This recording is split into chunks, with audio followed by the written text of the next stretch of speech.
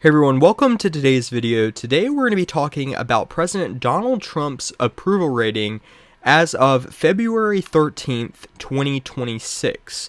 For reference, I'm filming this video on Friday. I plan on uploading this video on Saturday the 14th of February. So if you're watching this at any point after that, just know that the data is at this point would be outdated and would need a refresher on it.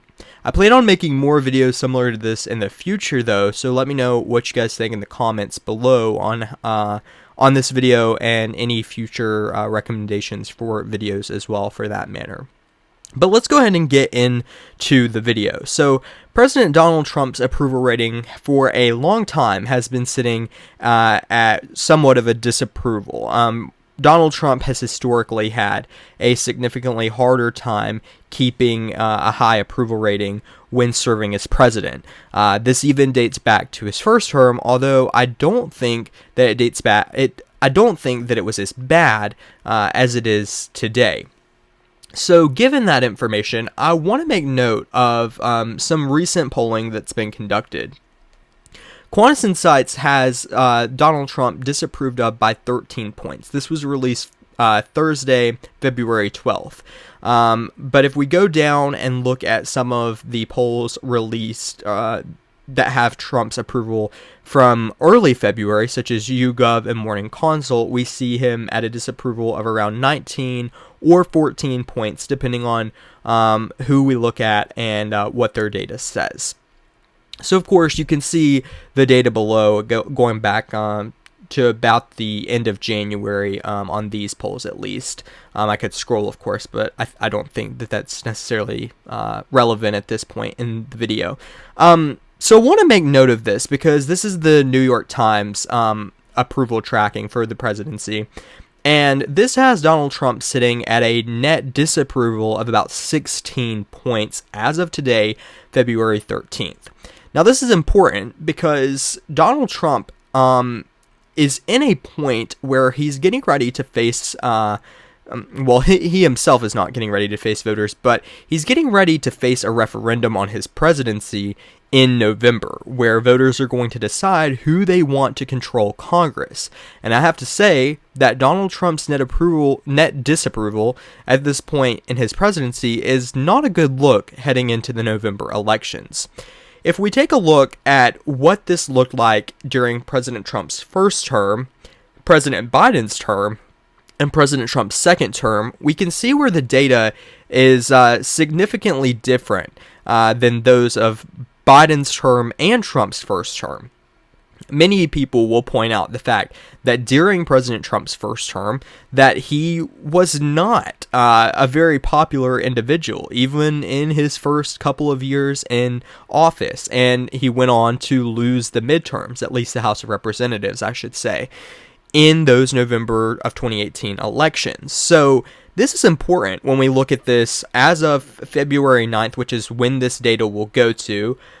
Trump was sitting at a net disapproval of 18 points. Of course, like I said before, this depends on where you look at. The New York Times has him, as of today, which is 3 days after this data is pointed at, has him at negative 16. But for sake of argument, Trump's first term, he had a disapproval of 11 points, and Biden had a disapproval of 9 points. Now, this is significant because if we go back, and I'm going to start by looking at Biden. So during Biden's time in office, we can see when his really started to tank was in August, when he faced that withdrawal from Afghanistan, which was highly controversial and really tanked his approval rating from then on out in his presidency. And then we can go into November when Glenn Youngkin was elected governor of Virginia after Biden won the state by 10 points. Also to mention the fact that Phil Murphy narrowly won re-election in November of 2021. So we can see where this data kind of is, and we can also see it compared to Trump's first term. In November of 2017, Trump was sitting at around negative 17, but as months went on into January, he started to perform a little bit better. Now, the disapproval sitting at today is important, though, as we head into the November elections and where voters stand on the president.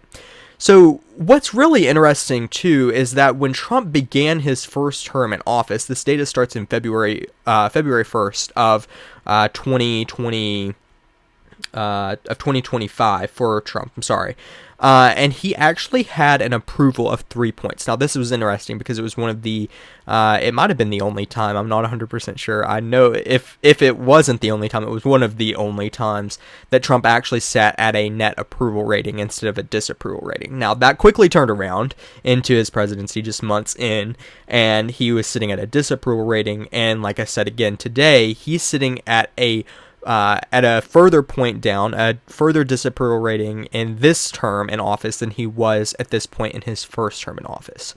This is important when we head into the November elections, and at this point in the video, I want to take a look at some of the approval and disapproval ratings dependent on states. So I want to start by taking a look at states like Michigan, where Donald Trump won but Biden won. Trump is sitting at a net disapproval rating of 9 points. Wisconsin, -11. Pennsylvania, one of the better states, but still a disapproval rating of 4 points. North Carolina, 6 points. Georgia, 5 points. We can look at New Hampshire, -11. Maine, -14. Arizona, -4. Nevada, -5. And even in states that Trump has won, like Texas, by a solid margin, he's sitting at only an approval rating of around 2%. And of course, this is dependent on the data that you look at. Some have him even at a net disapproval in states like Texas. So it really does depend on the data that you look at. But if we look at a state like Virginia, where Abigail Spanberger just recently won her race, outperforming Kamala Harris by 10 percentage points, and the net disapproval is around 12 points. This is important heading into November, especially in states like North Carolina, where former Governor Roy Cooper is really running a fantastic campaign against someone who is traditionally just not a good candidate, if we're being honest. Michael Whatley is not going to perform well in North Carolina compared to Roy Cooper, who has been able to win in North Carolina time and time again. This is a prime pickup opportunity for Democrats, and they're going to take advantage of it. If we look at Maine, where Susan Collins has just recently announced her intention to run for re-election, -14 points. This is huge news, as someone like Janet Mills or Graham Plattner is going to try and tie Susan Collins to Donald Trump. States like Michigan, where the Senate seat is open, including North Carolina as well. The Senate seat's open in North Carolina. The Senate seat's open in Michigan, but in Michigan, this is already a Democratic seat. So if they win, it'll just be the Democrats maintaining that.